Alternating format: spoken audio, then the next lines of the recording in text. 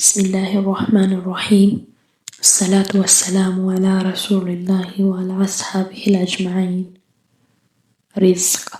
ሪዝቅ ገንዘብ አይደለም። ሪዝቅ ስራም አይደለም። ሪዝቅ በእጃችን የያዝነውም ነገር አይደለም። ሪዝቅ አላህ ለልብህ፣ ለነፍስህ፣ ለህይወትህ የጻፈው ነው።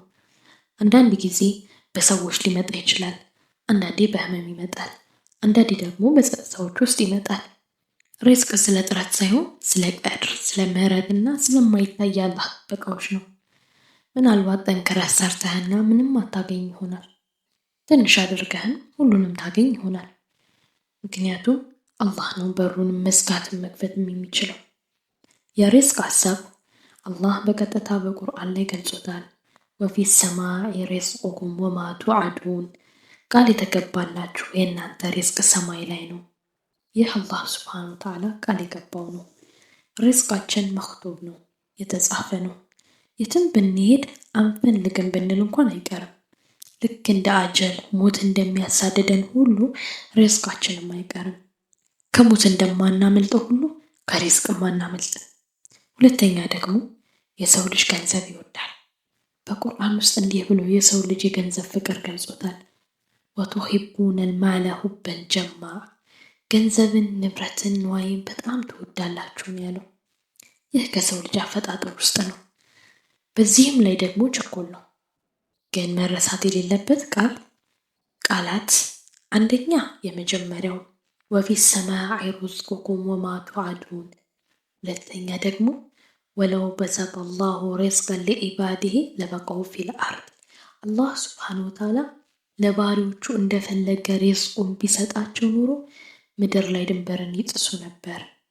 አስተውለህ ከሆነ ልባችን ስታገኝ በቁርአን ላይ የሰው ልጅን አፈጣጠር ቀጠቢስ ነው ይለዋል።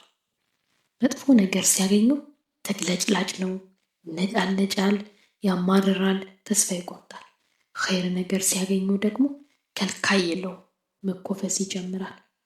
ለበቀው ፊል አርድ፣ ምድር ላይ ድንበርን ያልፉ ነበር የሚባለው ይሄ ነው። ወለኪን ይላል አላህ ግን ዩነዚሉ ቢቀድሪ ማ የሻእ፣ አላህ ለፈለገው ሰው በየመጠኑ ያወርዳል ይላል። አንድም ሰው ሳይበላ አያድርም። ሰዎች አይደሉም ወፎችም።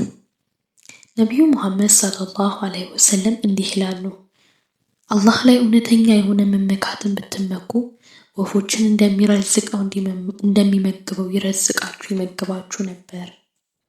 ነቢዩ ሙሐመድ ሰለላሁ ዐለይሂ ወሰለም ሲናገሩ እንዲህ ይላሉ፣ ወፍ ከጎጆዋ ስትወጣ ባዶ ሆዷን ነው፣ ስትመለስ ደግሞ ሆዷን ሞልታ ጠግባ ነው።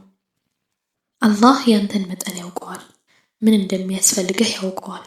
ዙሪያችን ብንመለከት በሪዝቅ የተከበብን ነን። ኢማናችን፣ ሰላማችን፣ ቤተሰባችን፣ አፊያችን፣ ቁርአን መቅራት መቻላችን፣ የጠዋትና የማታ ዚክር ማለታችን፣ ይህ ሁሉ ሪዝቃችን ነው። ከሰኪና ደግሞ የበለጠ ሪዝቅ የለም። አላህ በሱረቱል ጠላቅ ምዕራፍ 65 ከቁጥር 2 እስከ 3 በቁርአን ላይ እንዲህ ይለናል፣ አላህንም የሚፈራ ሰው ለእርሱ መውጫን ያደርግለታል፣ ከማያስበውም በኩል ሲሳይን ይሰጠዋል። ይህ የቁርአን አያ የሪዝቅን ዋና አካል ልብ ነው። አላህም እኔን ፍሩኝ፣ ታዘዙኝ፣ ወደ እኔን ተቃረቡና እኔንም ሪዝቃችሁን ካላሰባችሁት ቦታ እልክላችኋለሁ ይለናል። በሱረቱል በቀራ ምዕራፍ 2 ቁጥር 152 እንዲህ ይላል፣ አስታውሱኝ አስታውሳችኋለሁ። ሪዝቅ አላህን ባስታወስነው ቁጥር ይጨምራል፣ አላህም የሚያስታውሰውን ያስታውሳል። በሱረቱ ሁድ ምዕራፍ 11 ቁጥር 6 ላይ አላህ እንዲህ ይለናል፣ በምድርም ላይ ምንም ተንቀሳቃሽ የለችም ምግቧ በአላህ ላይ ቢሆን እንጂ ማረፊያውንም መርጊያዋንም ያውቃል። ከድንጋይ ስር ያለች አንዲት ትል እንኳን የተጻፈ ሪዝቅ አላት። ስለዚህ አንተ ሪዝቅ የት ይሄዳል?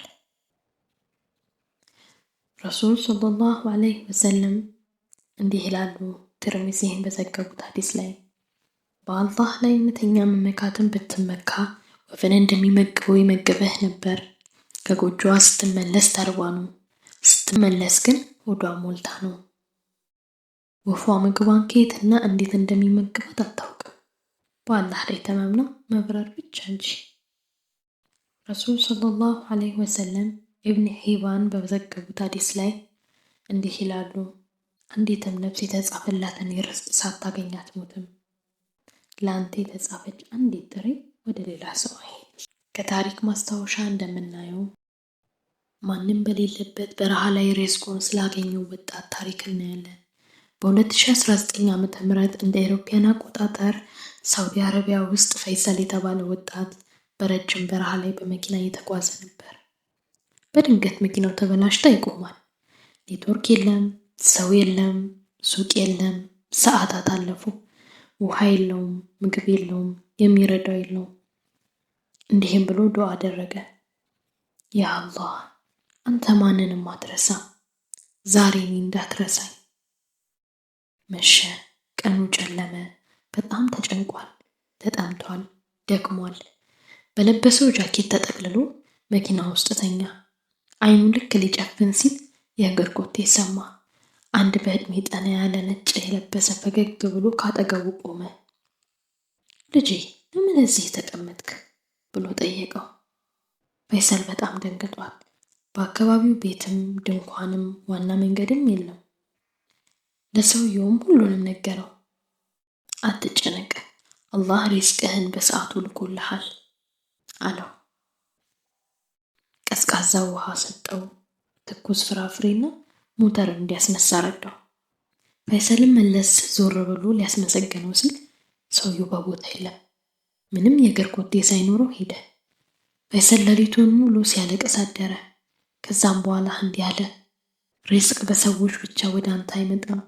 አንዳንዴ አላህ ሰዎችን በሚያገኙ ጊዜ አንተን ማግኘት ባልቻሉ ጊዜ መላኢካዎቹን ወደ አንተ ይልካል። ይህ ታሪክ በሳውዲ የነፍስ አድን ሰራተኞች ለህዝብ ካጋሩት ነው። ሪዝቅህ አንዳንዴ በማትጠብቀው ሰው ወደ አንተ ይመጣል። ከዚህ በፊት አግኝተው በማታውቀው ሰው በአዲስ ሰው በኩል ሪዝቅህ ይመጣል። ለስራ እንኳን ባላመለከትክበት ስራው ሪዝቅህ ይመጣል። ይከፈታል ብለህ በማታስበው በር በኩል ሪዝቅህ ይመጣል። ወይም መላኢካዎች በሰው ተመስለው ሪዝቅህን ያመጣሉ። ሪዝቅ አይዘገይም፣ አንተን እያዘጋጀህ ቢሆን እንጂ። አንዳንድ ጊዜ አላህ ሁሉንም መንገዶች ይዘጋል ወደ እርሱ ብቻ እንድትመለከት ፈልጎ። እናም ይህን ስታደርግ ሪዝቅህ ነፍስያህን በሚያንቀጠቅጥ መንገድ ወደ አንተ ይመጣል። አላህ ሪዝቃችን እንዲያሰፋ ይህን ዱዓ እናብዛ።